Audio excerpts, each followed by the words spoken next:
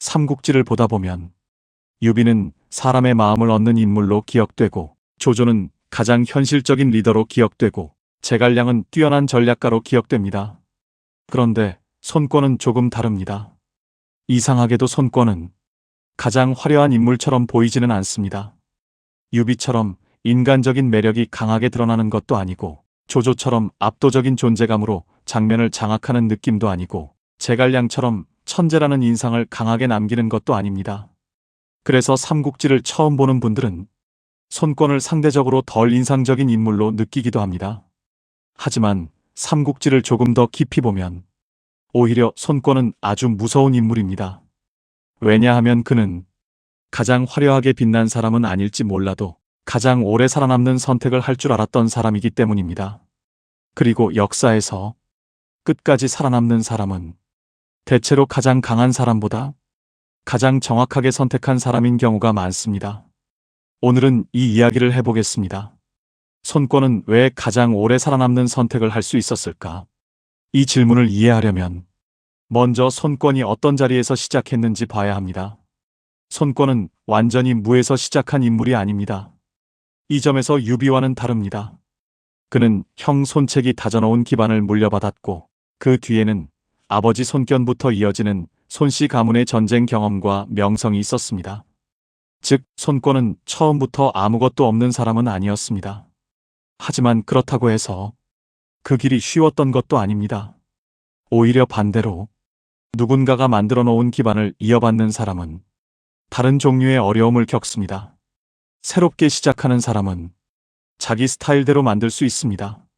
하지만 이미 만들어진 세력을 물려받은 사람은 그 세력을 유지하면서도 자기 방식으로 바꿔야 합니다. 이게 훨씬 어렵습니다. 왜냐하면 기존 사람들의 기대가 있고 비교 대상이 있고 안정도 지켜야 하기 때문입니다. 손권은 젊은 나이에 그 어려운 자리에 올라섰습니다. 그는 조조처럼 모든 것을 직접 일으킨 사람도 아니고, 유비처럼 바닥에서부터 사람을 얻어 올라간 사람도 아닙니다. 그는 이미 있는 판을 이어받아 그 판을 무너지지 않게 만들고 더 커지게 해야 하는 사람이었습니다. 이건 리더십의 종류가 다릅니다. 전쟁으로 새로 차지하는 능력과 이미 있는 세력을 오래 유지하는 능력은 전혀 다릅니다. 손권은 후자에 강했습니다. 그는 무엇보다 자기가 어디에 서 있는지를 잘 아는 사람이었습니다. 이건 굉장히 중요합니다. 세상에는 자기 위치를 과대평가하는 사람이 많습니다. 실력보다 욕심이 앞서고 상황보다 자존심이 먼저 움직이고 현실보다 이상이 앞서는 경우가 많습니다. 그런 사람은 순간적으로는 화려해 보일 수 있지만 오래 살아남기 어렵습니다. 반면 손권은 자기 위치를 비교적 정확하게 봤습니다.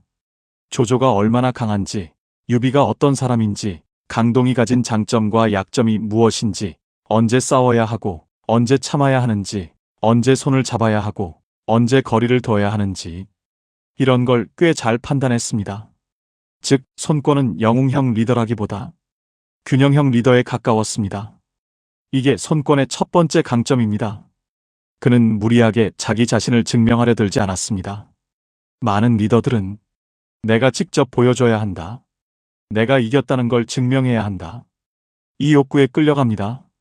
하지만 손권은 상대적으로 덜 그랬습니다. 그는 자기가 모든 장면의 주인공이 될 필요를 덜 느꼈습니다.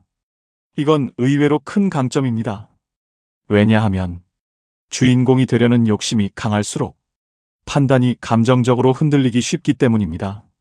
반대로 손권은 자기가 직접 가장 앞에 서기보다 누구를 앞에 세울지, 어느 쪽과 손잡을지, 어디에서 멈출지를 보았습니다. 이건 훨씬 더 운영형 리더의 모습입니다. 그리고 역사에서는 이런 사람이 오래갑니다. 또 하나 중요한 점은 손권이 사람을 보는 눈도 꽤 괜찮았다는 것입니다. 그는 혼자 다 하려는 사람이 아니었습니다.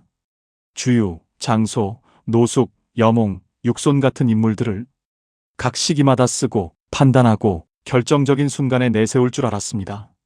이건 쉬운 일이 아닙니다. 왜냐하면 리더는 종종 자기보다 빛나는 사람을 부담스러워하기 때문입니다. 너무 똑똑한 참모는 불편하고 너무 강한 장수는 위협적으로 느껴질 수 있습니다. 하지만 손권은 적어도 그 불편함 때문에 인재를 놓치는 쪽은 아니었습니다. 그는 자기가 모든 걸 다 아는 사람처럼 굴기보다 필요한 사람을 필요한 순간에 쓰는 쪽에 더 가까웠습니다. 물론 조조처럼 아주 냉정하고 체계적인 인재 운용과는 결이 다릅니다. 조조가 사람의 기능을 구조 속에 배치하는데 강했다면 손권은 강동이라는 기반을 중심으로 충돌을 조정하고 인재를 오래 쓰는데 강했습니다. 즉, 그는 무조건 공격적으로 인재를 밀어넣기보다 지속 가능하게 쓰는 리더에 가까웠습니다.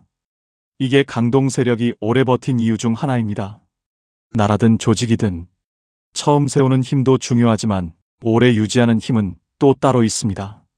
화려한 승리 하나보다 큰 실패를 피하는 능력이 더 중요할 때가 많습니다. 손권은 이걸 알았습니다. 예를 들어 적벽대전을 생각해보면 손권의 강점이 잘 보입니다. 그때 조조는 사실상 압도적인 세력이었습니다. 많은 사람들은 겁을 먹었고 그 거대한 세력 앞에서 싸운다는 것 자체를 무모하게 느꼈을 수 있습니다. 실제로 내부에서도 항복 쪽 의견이 나옵니다. 이건 이상한 일이 아닙니다. 압도적인 상대 앞에서 조심하자는 의견이 나오는 건 오히려 현실적인 반응일 수 있습니다. 그런데 손권은 결국 싸우는 쪽을 택합니다. 이 선택이 중요합니다. 무조건 싸움을 좋아해서가 아닙니다. 오히려 손권은 지금 물러나면 앞으로 더 큰 통제를 당할 수 있다는 걸 본 것입니다. 즉, 그는 싸움을 좋아한 게 아니라 어떤 싸움은 피하면 오히려 더 위험하다는 걸 안 사람입니다. 이게 바로 균형 감각입니다. 언제 싸워야 하는지, 언제 피해야 하는지, 언제 타협이 손해가 되고 언제 강경함이 오히려 생존이 되는지 보는 능력. 손권은 이게 있었습니다. 그리고 적벽 이후에도 그는 늘 같은 원칙으로 움직입니다. 조조를 완전히 믿지도 않고 유비를 완전히 믿지도 않습니다. 하지만 둘 다 무조건적으로만 만들지도 않습니다. 여기서 많은 사람들이 손권을 애매하게 느낍니다. 유비처럼 정이 넘치지도 않고 조조처럼 분명하게 강하게 밀어붙이지도 않기 때문입니다. 하지만 현실에서 오래가는 사람은 종종 이렇게 보입니다. 너무 감정적이지도 않고 너무 단순하지도 않고 상황에 따라 거리를 조절합니다. 이건 우유부단함과는 다릅니다. 오히려 더 어려운 능력입니다. 왜냐하면 한쪽으로 확 기울어버리는 게 심리적으로는 더 쉽기 때문입니다. 적이면 적, 동맹이면 동맹, 이렇게 단순하게 정리하면 마음은 편합니다. 하지만 현실은 그렇지 않습니다. 특히 삼국지처럼 셋이 서로 얽혀있는 구조에서는 한쪽과 손을 잡는 동시에 그 손을 언제 놓아야 할지도 계산해야 합니다. 손권은 이걸 잘했습니다. 대표적인 예가 형주 문제입니다. 형주는 촉과 오 사이에서 아주 예민한 지역이었습니다. 겉으로는 함께 위를 막아야 하는 관계였지만 속으로는 서로 그 땅을 놓고 긴장할 수밖에 없었습니다. 관우가 형주를 지키고 있을 때도 손권은 계속 형주를 의식하고 있었습니다. 많은 사람들이 여기서 손권을 배신자처럼 느끼기도 합니다. 물론 그런 평가가 나올 수 있습니다. 하지만 손권의 입장에서 보면 이건 단순한 배신이 아니라 강동 전체의 생존 문제이기도 했습니다. 그는 감정으로만 보지 않았습니다. 관우가 강하고 의리가 있다고 해서 오나라의 장기적 안전까지 맡길 수는 없다고 본 것입니다. 즉, 손권은 사람의 멋보다 자기 세력의 지속 가능성을 먼저 본 것입니다. 이게 손권의 두 번째 강점입니다. 그는 자존심보다 생존을 앞세웠습니다. 많은 리더는 여기서 흔들립니다. 눈앞의 관계나 체면 혹은 순간적인 도덕적 인상을 더 크게 봅니다. 하지만 손권은 결국 강동이 오래 살아남는 쪽을 선택합니다. 이 판단이 차갑게 느껴질 수는 있습니다. 하지만 오래 버티는 리더는 대개 이런 선택을 할 줄 아는 사람입니다. 여기서 손권과 유비의 차이가 다시 드러납니다. 유비는 사람을 중심에 두는 리더였습니다. 그래서 관계와 의리를 중요하게 봤고 때로는 그 감정이 국가적 판단에도 큰 영향을 주었습니다. 관우의 죽음 이후 오나라를 치는 선택이 대표적입니다. 반면 손권은 감정보다 구조를 더 중요하게 봤습니다. 좋고 싫고의 문제가 아니라 지금 누구와 손잡아야 강동이 버틸 수 있는가, 어느 정도까지 움직여야 내 기반이 흔들리지 않는가, 이 기준이 더 앞에 있었습니다. 그래서 손권은 때로는 덜 매력적으로 보입니다. 하지만 더 오래 갑니다. 이게 현실입니다. 역사에서 늘 가장 매력적인 사람이 가장 오래 살아남는 것은 아닙니다. 오히려 자기 한계를 알고 무리하지 않고 기반을 소모하지 않고 필요할 때만 강하게 움직이는 사람이 더 오래 갑니다. 손권은 바로 그런 인물이었습니다. 또 하나 중요한 것은 손권이 강동이라는 지역 기반의 성격을 잘 이해했다는 점입니다. 모든 리더는 자기 조직의 성격을 알아야 합니다. 강동은 위나라처럼 넓고 압도적인 자원을 가진 곳도 아니었고 촉처럼 명분과 감정 중심으로만 움직일 수도 없었습니다. 지리적으로도 독특했고 세력 균형상 늘 외부와 부딪혀야 했고 안으로는 안정도 유지해야 했습니다. 이런 곳에서는 리더가 너무 한쪽으로 기울면 위험합니다. 손권은 그래서 공격형 영웅보다 운영형 군주에 가까운 길을 택합니다. 그는 조조처럼 전부 장악하려 들기보다 강동을 지키고 기회를 보고 필요할 때 확장하는 방식으로 움직였습니다. 이건 답답해 보일 수 있습니다. 하지만 유지와 확장은 다른 문제입니다. 많은 사람은 확장에만 집중하다가 기반을 잃습니다. 반면 손권은 먼저 유지할 줄 알았습니다. 유지할 줄 아는 사람만 나중에 확장도 할 수 있습니다. 이건 사업도 똑같습니다. 매출을 한 번 크게 올리는 것보다 브랜드를 오래 버티게 하고 조직을 무너지지 않게 하고 현금 흐름을 지키는 사람이 결국 더 크게 갑니다. 손권은 그런 타입입니다. 그래서 그는 단기간에 가장 강한 존재가 되진 않았어도 가장 오래 살아남는 축을 만든 것입니다. 물론 손권에게 약점이 없는 건 아닙니다. 그도 나이가 들수록 판단이 흔들리는 면이 있고 후계 구도 문제에서도 매끄럽지 못한 부분이 생깁니다.